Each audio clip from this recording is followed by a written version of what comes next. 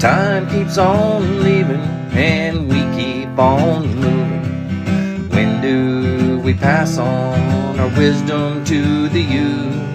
My veteran story, lost arts discussions, fireside chats with a bourbon or two.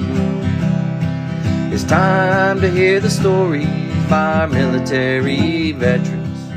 Get yourself ready. It's the Lost Arts Podcast.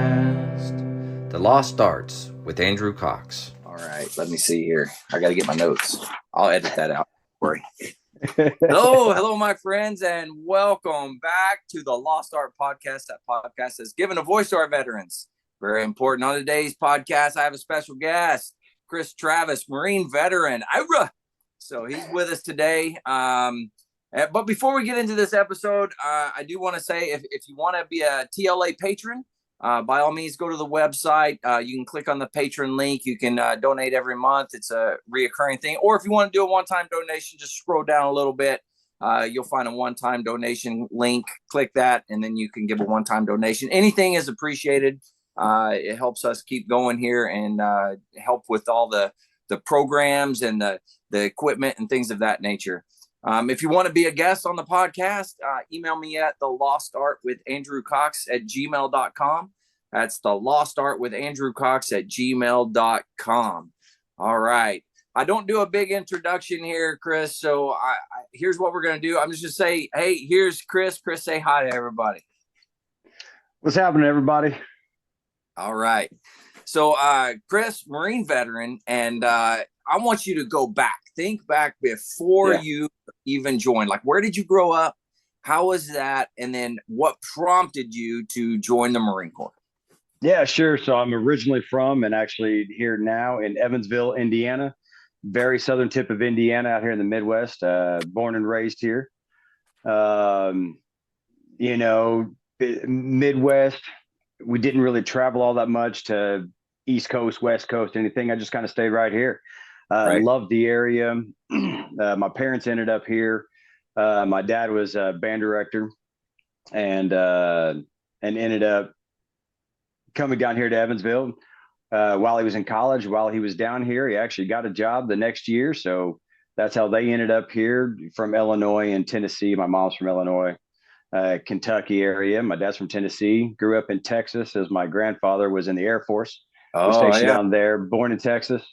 My dad was born in Germany, at Landstuhl, Germany, Ramstein Air Force Base, which is actually kind of cool. We can get to some of that stuff later on. The little correlations of my dad being born there at Ramstein Air Force Base, and then what I have with that at the Air Force Base.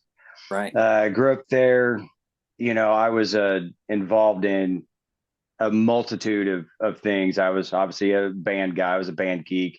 I was a drama nerd. I was a choir geek. Played soccer. I played football. I played football. I was the kicker. All right. Yeah. So, that's still playing. That was better than I did. I had the pads. I was good. My son actually just got done doing the same thing as a senior in high school. He ended up kicking for the football team there at his high school. Nice. Yeah, I did all that. And, military had zero, I had zero thoughts in my head about joining the military. It was music. I loved it. I enjoyed school. The only reason I got through school is, somehow I was able to ace all the tests, but being involved in so much stuff, I never did my homework, which is kind of ironic because my dad was actually the band director at my school. He was a band teacher. So here I am, and dad will come into class before we go home. Hey, why didn't you turn that homework in? What homework? What are you talking about?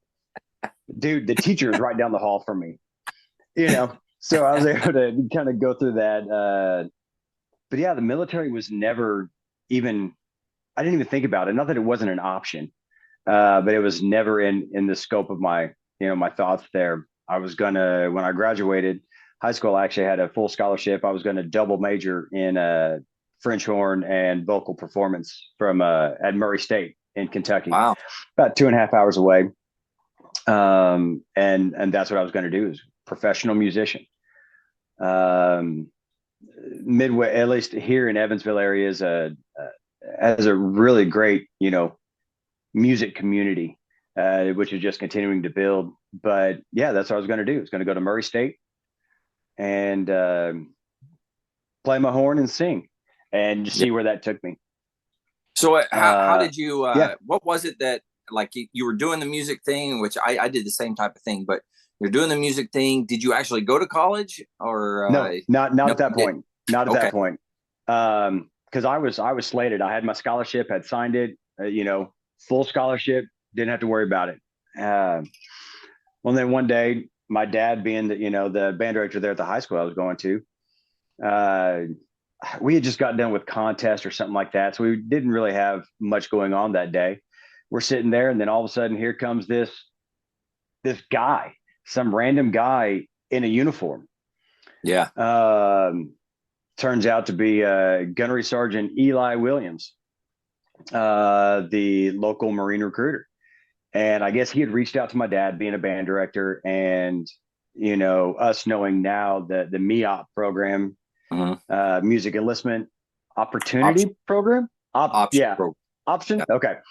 Um, is always there. Recruiters are always searching and searching for band guys, band Right. people, if you will. Um, Well, they also so get he double. They get double the That's points right. That's for right. any band. A MEOP is worth two, you Yeah. know?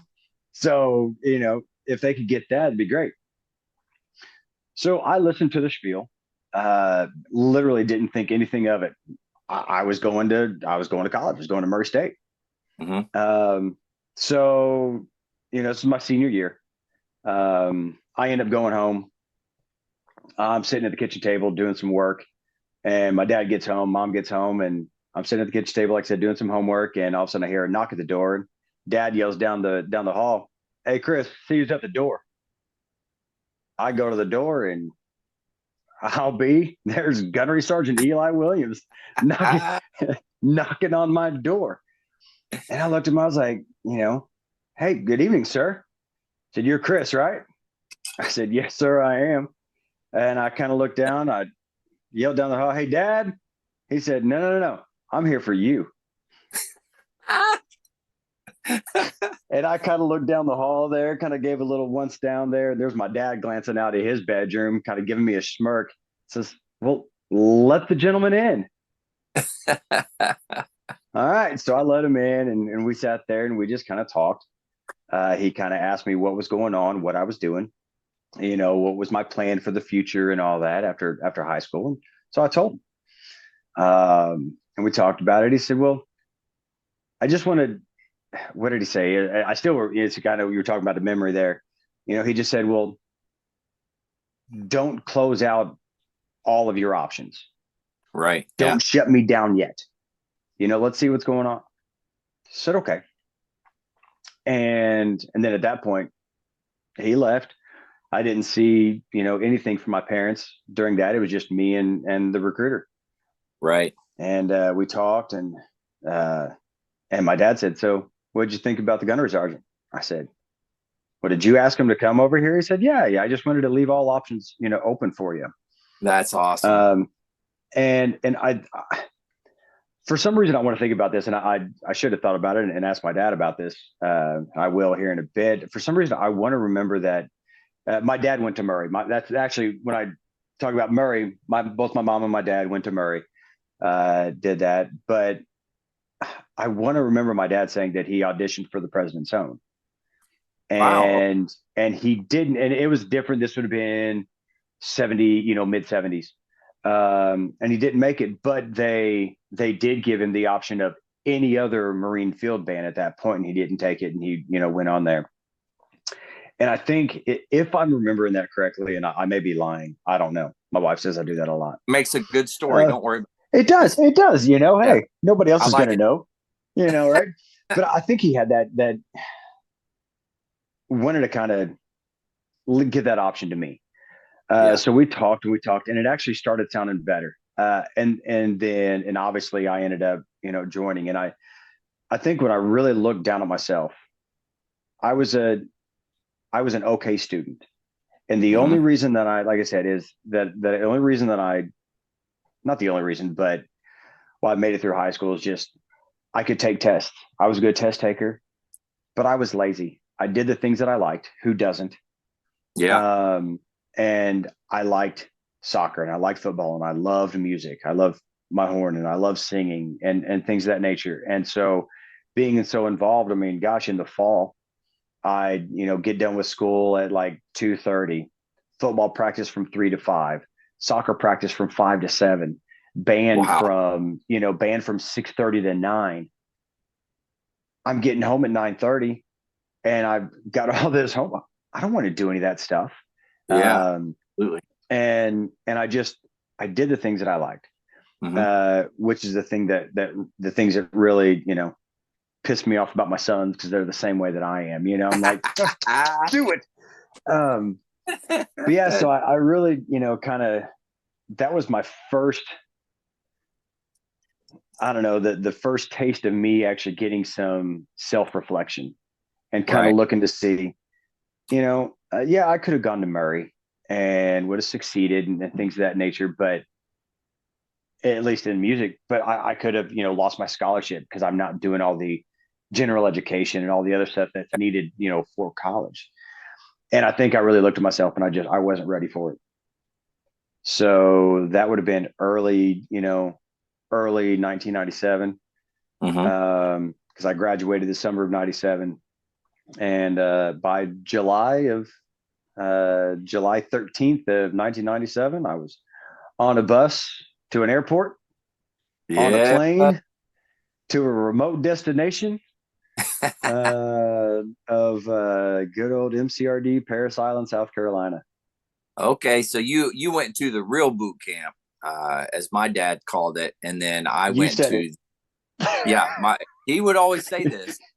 He was like, "Oh, how's my Hollywood Marine?" I'm like, "Dang, Dad."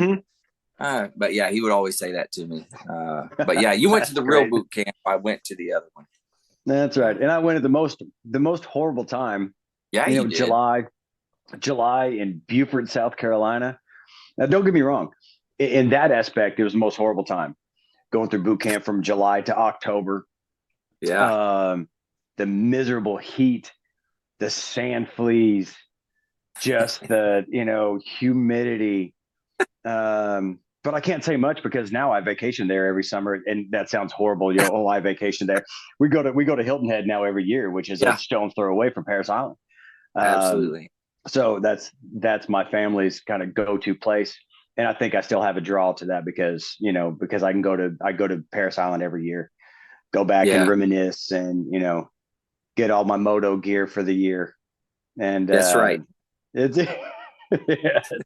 And Have I it, enjoy man. taking my family and people that haven't been there before, taking my sons as they've grown up, take them there, and it's their eyes they see it differently as kids than my oldest son just turned 18 a couple weeks ago, and so now he's seeing it. He's getting ready to graduate high school, and just kind of seeing, gosh, and I was telling my boys, or my oldest son, just a bit ago, we were getting ready to just have a conversation and talk about it, and he's kind of not showing any interest in it, but just he's becoming more curious about my time in the military and in the Marine Hmm. Corps. So yeah, but yep, good old July 14th, 1997.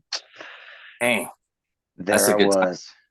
So okay, so you show up in July, uh, Mm-hmm. stupid hot, Yep. humidity out the Yep. wazoo. You show up, and then what company were you with? Do you I remember was that? Alpha, yeah, Alpha Company, First Battalion. First Battalion. Okay, Yep. I was Yep. Bravo for, but Okay. Yeah. so Platoon so Alpha. 1080. I do not remember my platoon, but I still remember my drill instructors. So I got Yep, that. I did too. Yeah. Uh, but yeah, so First Battalion, Alpha Company. Now, what do you remember most about your boot camp experiences? So I had that. I made the stupid choice as a recruit.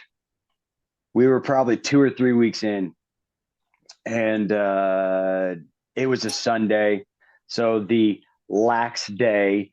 We're Yeah. writing our letters and cleaning all of our stuff up, and the senior drill instructor was on duty, uh, Sergeant Sergeant Roberts. Okay. Senior drill instructor Sergeant Roberts. I had a full sergeant crew, Oh wow, and That's a And I big deal asked on him, Paris Island. They don't normally yeah, do that.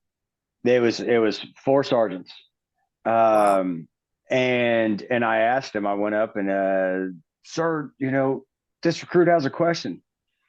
And basically it was something like, is the marching that we are learning and doing in boot camp the same that the Marine bands do? And I was so at that point at Paris Island, the band hall wasn't where it is now, which is right next. Well, at least I think they may have moved since then, but it moved right next to Alpha Company, Right. right next to First Battalion there, right off the parade deck. And so I asked him, and he asked me, "Why the are you asking me that?" Well, Right. he's like, "Wait, are you a band guy? Are you in the band?" This recruit, yes, blah blah blah. Well, they found I You was in the became the band. favorite. Yeah, Well, buddy. it was either that I was either going to become the favorite or um, the Punching bag. the punching bag. Yeah. Everybody, and could have royally screwed myself when I look back at it. And so I said, "Yes, sir." He said, "Get in my office." "Yes, sir." And I get in there, and he kind of sits down. He says, "What instrument do you play?" I said, "This recruit plays the French horn, sir." "What the is a French horn?" And I just kind of, it's a squirrely, round thing that goes around there. Yeah. "You know how to play the trumpet?" Oh "Yes, no. sir." "Do you have a trumpet?" "Not here, sir." "Well, no kidding. You don't have a trumpet here." I said, "Can you get a trumpet?" I said, "Yes, sir." He said, "Here's the phone. You got 5 minutes. Call your parents.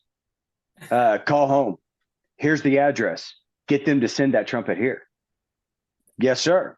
So I called, and my dad answered. I said, "Dad, I don't have very much time." Um, Said the trumpet, it was actually a cornet. Said, "I need you to send it to this address right here. And please put my French horn mouthpiece in it." He said, "Why?" I said, "I don't have time to answer questions, Dad. Just here's the address. Send it. I love you. Bye." It was about a week later, the trumpet came in, at which case I was the bugle marine. So I Yeah. played taps. I played taps every night, and I played reveille every morning. Very nice. And so it was kind of cool while everybody, while all the other recruits are running around, chugging their canteens before lights. I'm out there and I'm kind of buzzing on my mouthpiece in a little corridor that it was behind the barracks there. And Right. then, you'd hear between on the whole series, lights, lights, lights. And I'd be on the parade or on the, outside the courtyard Hmm. with the pit and all that. And I'd go out there and I'd play. And I'd play taps every night. And then, the fire watch would wake me up about 15 minutes early, Yeah. before lights, lights, lights. And I'd, be able to buzz up. So that was kind of the cool thing. I got to kind of skate out of a few things. I wasn't so rushed getting ready in the mornings, Yeah. That's in the nice. evenings, and play reveille and all that. Yeah. It was actually kind of a cool thing. I actually made a friend in there. Him and I actually went to, and Mike Pratt. Oh yeah. Yeah, Mike Pratt. He was actually in the follow series of, Okay. when I was going through boot camp, Mike and Pratt, so actual trumpet player, right? yeah, he was an actual trumpet player.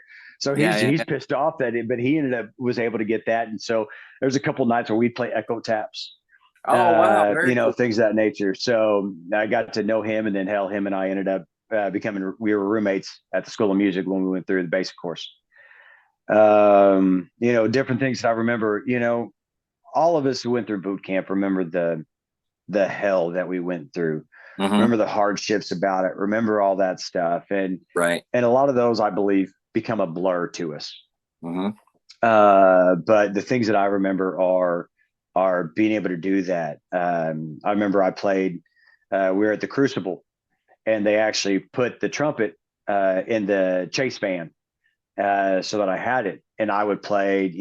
I played taps the one night we were out of the Crucible, And I Wow. remember playing, and one of the drill instructors who was on duty that night of the Crucible, I got done playing taps, and he just yells, "Get the hell back in here! Get your trumpet, put that thing away, get over here!" That was the most horrible thing I've ever heard.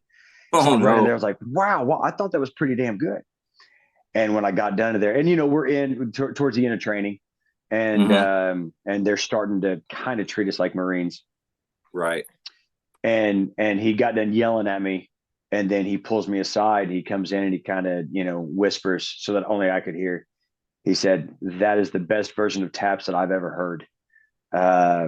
He said, "It has been an honor to be able to have you in my platoon."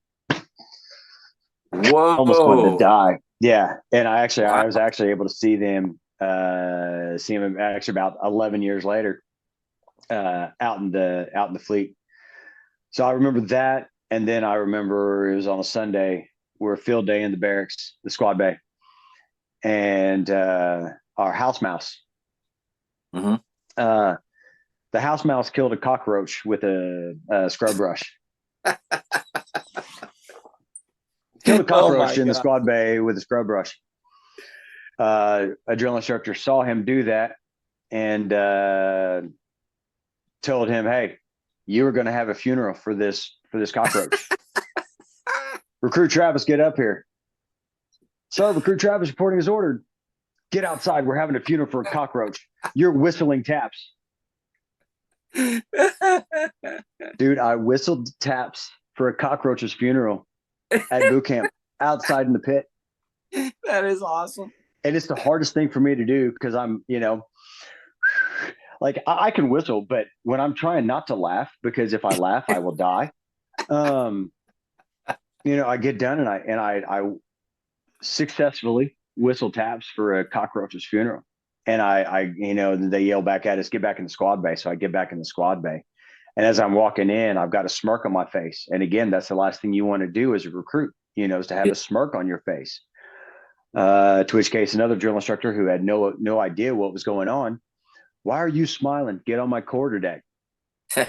And to which case, the next 30 minutes was extracurricular PT on the Yeah. quarterdeck.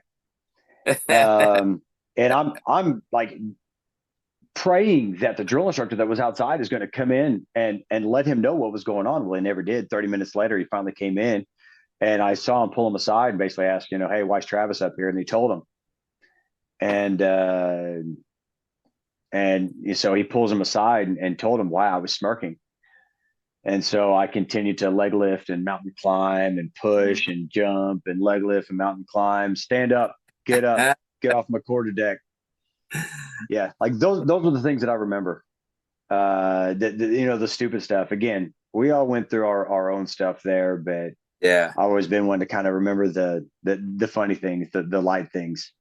Um, so yeah, I had a very weird training evolution for those 3 months in boot camp. Yeah. That's It's a good okay time. though. Oh, I it I was had wonderful. a I had a drill instructor, Staff Sergeant Lopez was his name. Drill instructor Staff Sergeant Lopez, a little short dude, and I remember I got in trouble for something. What I don't know, but I was Right. in the pit, right, and I'm out in the sand and I'm doing mountain climbers, and I'm dying. I'm like, oh my god, this sucks so bad. And I looked up and I see him. Right, I got to do it. He's up there like this. He's conducting. He's conducting us, and of course, I'm a musician. So what do? I start laughing. I'm like, oh my god, this is the funniest thing I've ever seen in my life. And I'll never forget. He was up there and he goes, "Oh, you think that's funny, huh?" "Yes, sir." He's like, "This is music to my ears." And I was like, "Oh my god." After that, though, I was the designated cadence caller. So I was the Okay. only one. I would stand there at attention and 1, 2, 3, 1 over and over and over and over, Yeah. while all the other recruits are getting hazed. And Yeah. oh man, they hated me. It was not a That's right. pleasant experience, but it was Yeah. funny. Yeah. I lucked out. We were doing pugil sticks. Gosh, we were in like week 10 or something. We were doing pugil sticks training, and there's sand everywhere at Paris Island. Right. And And I still do remember this. I was fighting, and I stepped back with my right foot, and I ended up slipping on sand, and I twisted my ankle pretty dang good. Yeah. And I mean it swelled up pretty good. I ended up going on light duty, and it was going to be an extended period of time. Oh no. Enough to where I could have and should have been dropped, Mm-hmm. dropped back, go to medical and all that, and would have got dropped. And the senior drill instructor actually pulled some strings, and at that point I was on, at least according to him, towards the end of it there, I was on senior drill instructor light duty because he didn't want to lose his Yeah. bugler. So I mean, I Yeah. lucked out there. The drill instructor I talked about as Jesse Gray, Sergeant Gray. At that Mm-hmm. point, he the time when I was at the Crucible, and he pulled me aside. That was best best taps that I've ever heard. It was beautiful. Right. Um, we had done the Crucible. I think it was the night before graduation, and he was on duty. And again, as a recruit and being a drill instructor, they kind of Yeah. we all kind of school circle and talk, and everybody kind of asked the drill instructor questions. And I remember somebody asked, Sergeant, how do you think recruit Travis or PFC Travis is going to do this? And he looked at me. He said, "I'll tell you what, he's going to make E9. What did he say? He's going to make E9 in 16 years."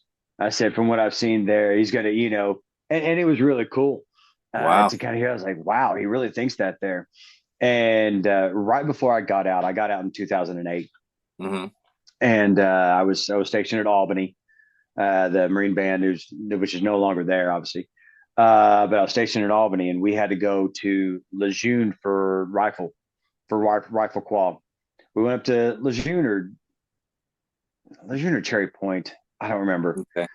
But we went up there, and I was the range staff into IC for that Mm-hmm. to take up there, because there was an entire element, not just the band, but an Yeah. entire element from Albany that was going up there for their annual qual, and I ended up being the staff into IC, going running this. So I'm talking with the range officer, with the range staff into IC, and getting everything set up, making sure we're all good. And I didn't put two and two together, but I was talking to a Master Sergeant Gray, and he was talking to a Staff Sergeant Travis. And so when we get to the range and get everything ready, the Sunday before, that Sunday afternoon, Sunday evening, when we got there, getting ready for range time Monday morning, I go in there to check everybody in, and there's a corporal in there and said, "Staff Sergeant, the range officer wants to see you in his office." So I go in there, and I kind of turn the corner, I knock, and it was Master Sergeant Gray. And I walk in there, said, "Master Sergeant Gray, I'm Staff Sergeant." Sure. Holy and he knew the whole time when he was talking to me over the phone. He was able to put that two and two together to Staff Sergeant Yeah. Travis from the Albany Marine Band. Um, and so That's, like he knew the whole time, and he was kind of waiting for me to come in. So that was fun that, after 12 years, that he still remembered me.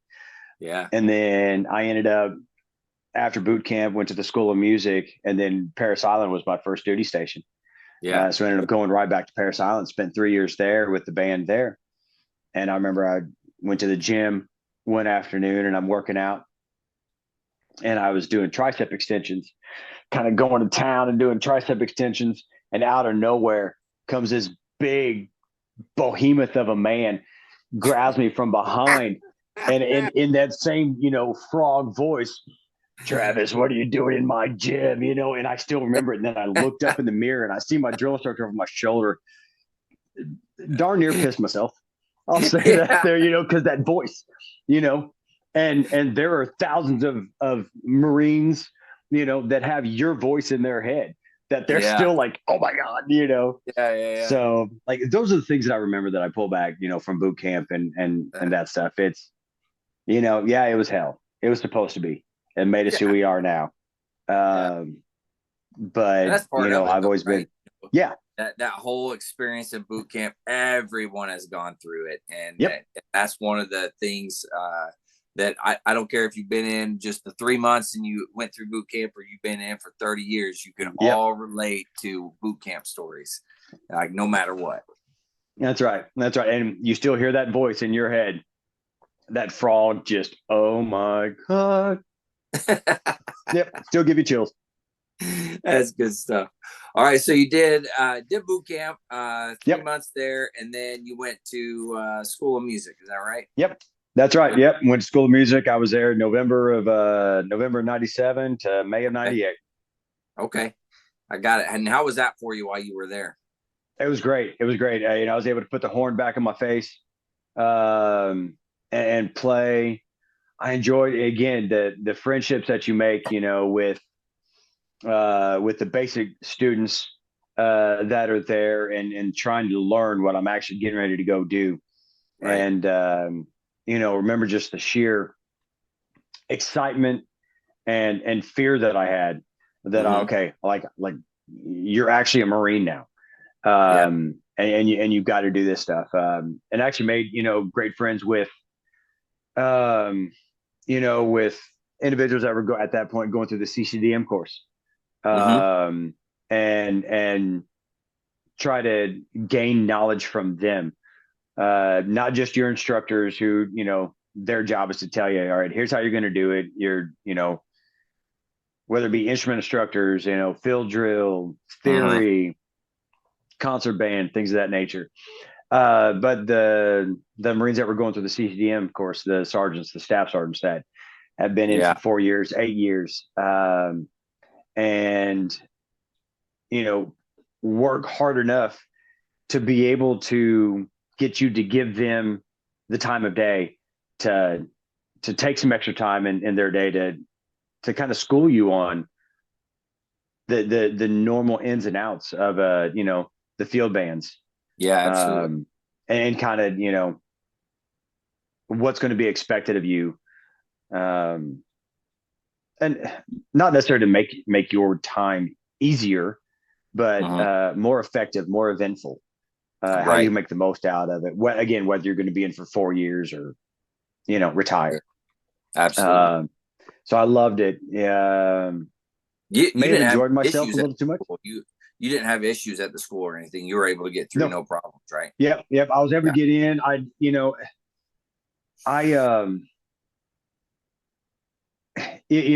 was hating kind of saying this because it sounds, horrible there. I could have advanced out and kind of gone out 3 months early, could have just stayed 3 months. But I felt like I was going to do myself an injustice. I wanted to, gain as much knowledge as I could. So that way I knew that I was, even more prepared to go to where I was, whatever band I was going to. And it's kind of funny. You always think of the things, like if one thing in your life was different, how it would have changed the entire aspect of your life. Oh yeah. Had I advanced out, after 3 months, I wouldn't have gone to Paris Island next. It would have been the next place. The next horn player needed to go, I could have been to Okinawa, and then that would have adjusted the entire aspect of it. And so, I ended up staying and got as much as I could out of it. And I enjoyed every second of it. Made great friends that, thanks to social media now, I mean, we're still in contact. Yeah. That's huge, man. Social media has changed everything. It's absolutely ridiculous. Man, okay, but besides, before Christmas when I reached out to you about the book, I mean, when's the last time that we talked? Oh my God, it was what, 05-ish? 05? 06 maybe? Yeah, because I left Pendleton summer of 05. Yeah. And it's not because, we didn't want to, but that's just how our lives go. Yeah, absolutely. But I reach out to you, and here we are talking like it was yesterday that we, saw each other there. I mean, it was, hell, damn near 18 years ago. Yeah. And, I got to be honest, that's one of the cool things. And it's kind of why I called the podcast The Lost Art, because that is a lost art in itself, is keeping in touch with one another and being able to have that. And that bond that military members in particular have especially if you serve together, whatever. Even if you didn't serve together, it's an Yeah. instant bond wherever you go because Yeah. you can relate, you know. And it's hard for some veterans to even talk about stuff with family members and things like Hmm. that. Whereas you get with a veteran, man, it just kind of comes out and everything Yeah. goes crazy and everything. So, which is great, you know. And Yeah. and I think great things about it. I've loved it there. I've got good friends, here locally now back in Evansville, that I didn't know in the Marine Corps or anything. I didn't know before the Marine Corps. I came back, and it's the husband of a former coworker of mine, and Oh wow, and we talk all the time now. yeah, We go out. We always celebrate the birthday.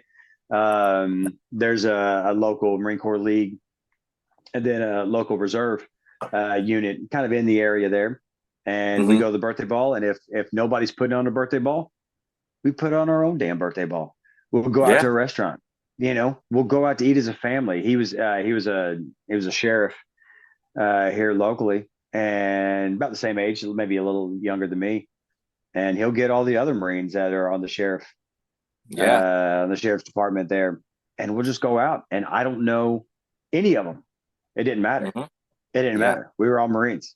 absolutely. We all are Marines, Mm-hmm. and that's one of the things that I've always loved. There's always ex military service and ex military Yeah, service. No, it's either we either say hey, who I have a Marine Corps license plate my mm-hmm. front of my license plate, and Right. who was in the Marine Corps? Oh, I'm a Marine. Yeah, Yeah. Oh, are you in? No, no, I've been out for a bit, but I am a Marine. I mean, yeah, it never goes away. It never goes away. I may have a little more facial hair and a little longer hair, yeah. but I may not be at my fighting weight. It don't matter. I'm not at my fighting weight. He's talking about. And theoretically, you're still in. I I mean, know. That's the scary part. Oh man. Yeah, I will say that there is a difference when it comes to Marines. And I saw a post, I don't know, it's probably Facebook. It's about the only one I'm actually good at looking at. But yeah, I saw a post and it was talked about, how the Army, they're soldiers, and then the Air yeah, Force, they're airmen. And airmen, it kind of went down the list. And it said, the but Marines sailors, and are Marines, our no Marines. matter what, and Period. that's what it is. And that is so true. Like it doesn't matter where we go. And it takes years and years and years. Well, heck, I mean, how long you've been out for what? How many years now? 2008. So what? 16? Yeah, 16 years, man. It's gone? Unbelievable. No, it's not gone. Yeah, Of course yeah. not. I remember. I always, again, using social media. I got posted something today about, today, February, well, I don't know. I mean, I know it's not going to, but the date, today's date, it was 21 years ago that my element left for our Yeah, first deployment in Iraq. yeah. It's 21 years ago today. And I was, social media, I'm not much of a poster. Mm-hmm. Um, but I like doing those things. I mean, every July 14th, I'll either Yeah. put a picture of the yellow footprints, or I currently work in the oil and gas industry, and so I'll put some kind of scenic picture of an oil well, in front of the sunrise, when it's out. And I was remembering back, and I actually remember a former band officer, Mike Smith. Yeah. He was actually a drummer at Paris Island when I first got there. Okay. And I posted something about this stuff, and then I said, the day that I became a Marine, we don't join the Marine Corps. Mm-hmm. We become Marines. That's right. And I posted that. It said, on the day that I became a Marine, and he commented on that. I didn't even think of anything of it when I said that I became a Marine. But he posted the significance of how we don't join the Marines, Mm-hmm. we become a Marine. Right. And like I said, the significance of that. And once he said that, it even flipped another switch. I was like, man, that's, yeah, you don't, and no offense to any of the other services, Right. having, my grandfather was in the Air Force, and Mm-hmm. my other grandfather was in the Merchant Marines, Mm-hmm. but you join the Army, you Yeah. join the Navy, you join the Air Force, Mm-hmm. you become a Marine. Yeah. Um, and it stays with you. Not that it doesn't within the other ones there, but it definitely does with us. It stays with you. It's embedded.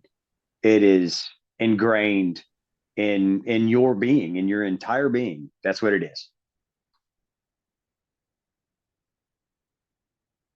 Hit along it out and it wasn't on good terms or whatever, it's Yeah. still embedded in you as Yeah. I am, right? And I mean, Period. who's the I mean, there's famous oh man, uh was the shooter for the president. What was his name? Oh yeah. Yeah. Lee Harvey Oswald. There you go, Lee Harvey Oswald. I'm horrible with Yeah. names. But yes, Lee Harvey Oswald, right? Horrible individual, did Yeah. some crazy things, but was still a Marine, you know. Yeah. And Yeah. when you talk about marksmanship, you're like, yeah, well, hey, he learned from the Marines, so yeah, of Yep. course. Yeah. You know, That's right. is that a bad thing to say? Maybe, yeah, maybe, I don't know, but it's true, right? Yeah. I mean, but then let's look at it too. We got Rob Riggle, we got Drew Carey, That's right. we got we got all those there. we got we got a couple goofballs out there too. It's okay because Marines are goofballs. It's okay. That's it. That's what we do. Wrong with that. We're idiots. We're goofballs. Crayon eaters. I mean, that's right. And we take that as an honor. My favorite is green. I just throw that out there. That's true. That's true. That's true. Yeah. I mean, I get it. Very nice. Oh, that's great. Man. Okay, so you finished at the School of Music, right? And yep. then where were you off to at that point? So yeah, May of '98, went back to Parris Island.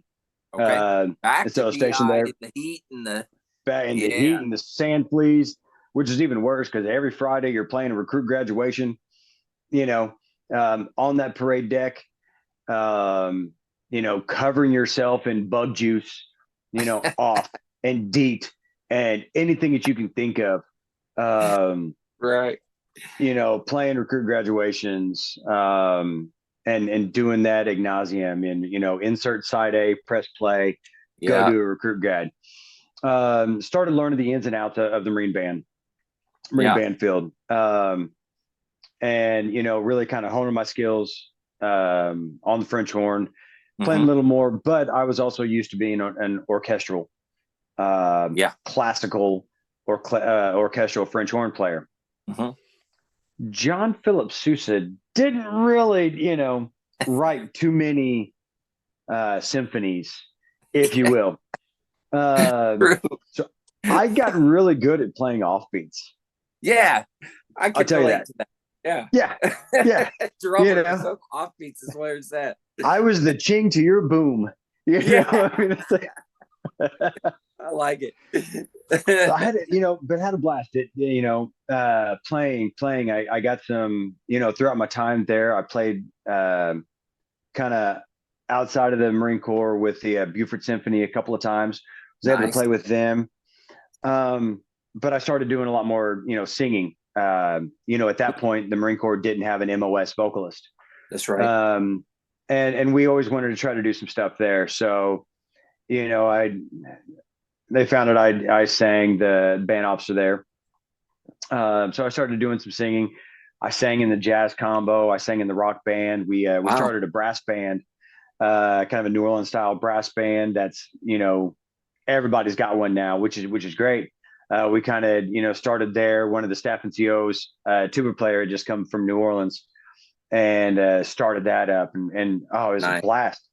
So I was, not only was I playing, but I was singing, which is another passion of mine.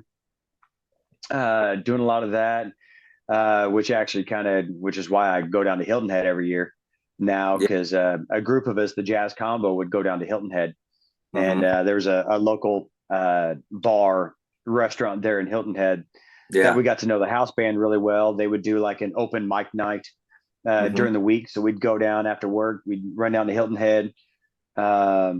play, in the open mic night, which turned into on Fridays and Saturday nights when the bands would kind of when the house band would take their break, we'd go up and play a little bit. Very nice. Yeah. And so kind of honing our skills there. And Beaufort has a lot of stuff going on downtown. The rock band, played quite a bit downtown, right on the ocean front. Nice. And really just enjoyed my time being young, being a Marine, feeling like I was invincible, just having a great time. Yeah. But obviously with every band, traveling a lot, parades, concerts, ceremonies. So I mean, work schedule is kind of hectic, and having to run around and schedule gigs, around recruit graduation. So we Yeah. do a recruit graduation Friday morning, and then by 1 o'clock we had the Marine Corps Air Station Beaufort. Was right down the road. So we'd run out there and jump on a C9. Yeah. And fly up to the Northeast for a, Friday night concert, Saturday morning parade, and then fly back on Sunday, take Monday off, and do it all again for the next weeks. Yeah. Yeah. Yeah. And that's where I kind of started. What do I want to do, during this time here? Do I want to, stay in for just, get out after 4 years? Do I want to stay in? I wasn't quite sure. A Marine that I met who was going through the CCDM course at that point, when I was going through the basic course at the schools, retired Master Guns Will Contreras. Yeah. And he was going the drum major route, and I was really interested in that. He was kind of teaching me some of the stuff with the mace. Was he at PI with you? Yeah. So he was at the school CCDM he ended up going to Paris Island with me.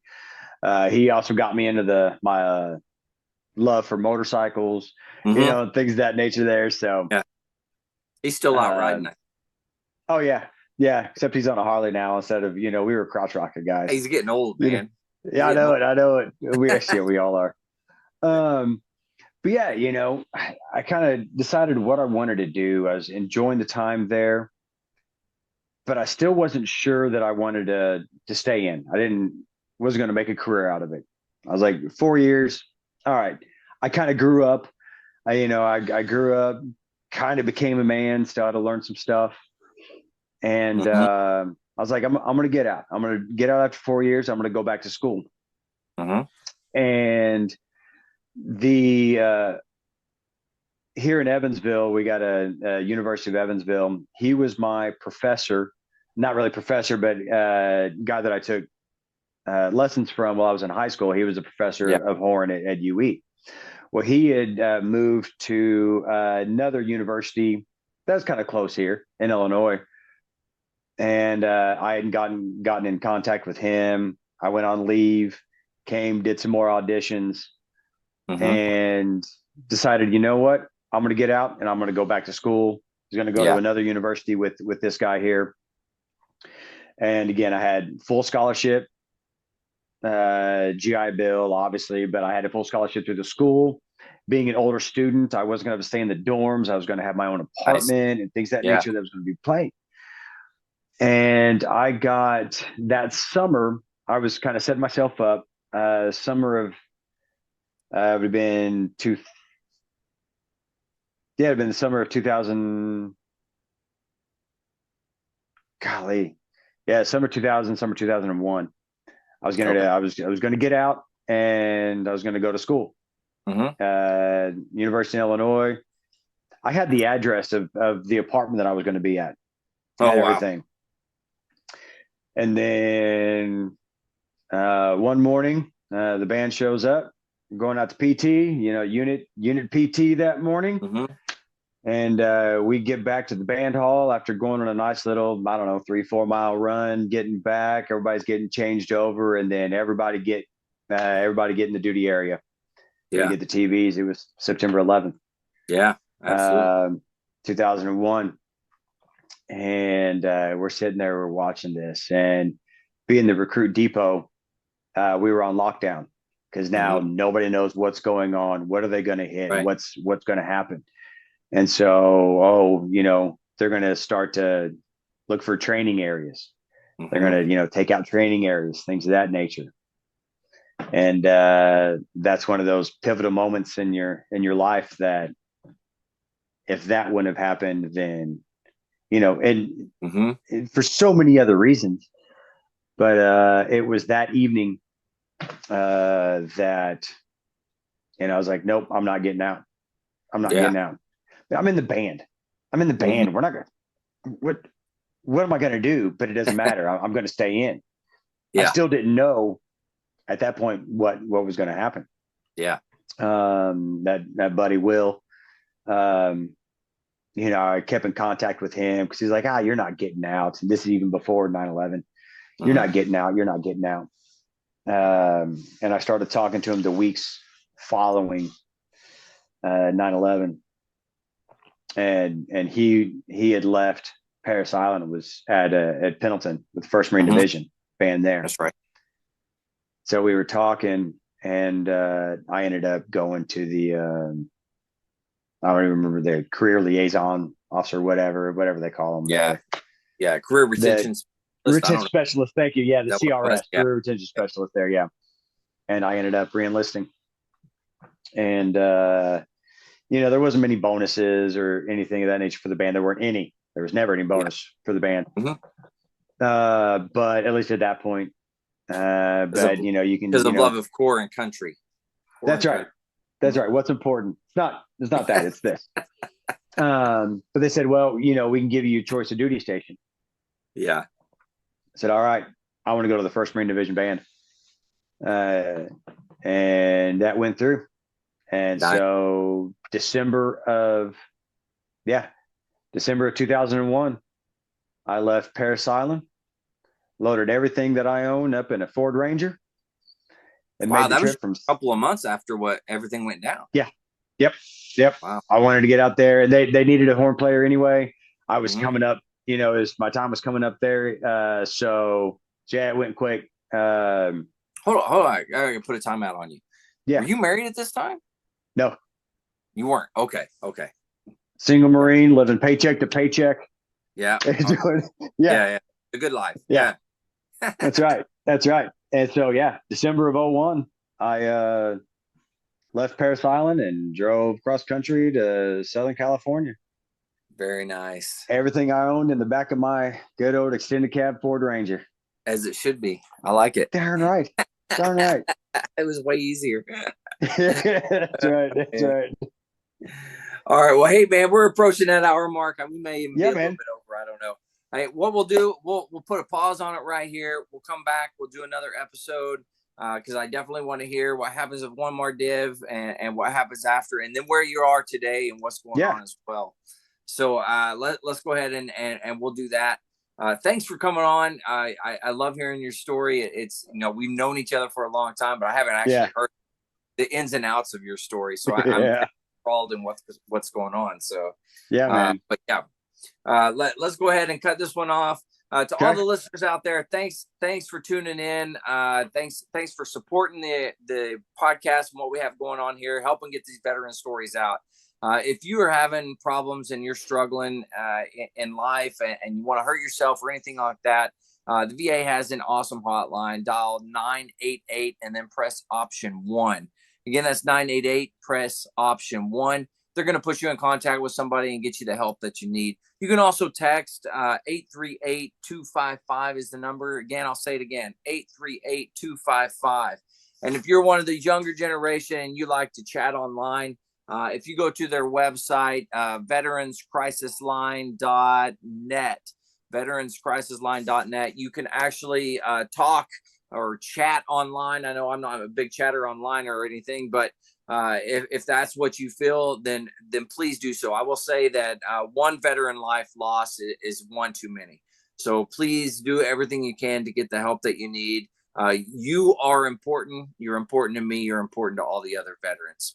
But with that, everyone, thanks for tuning in. Stay motivated and change your socks.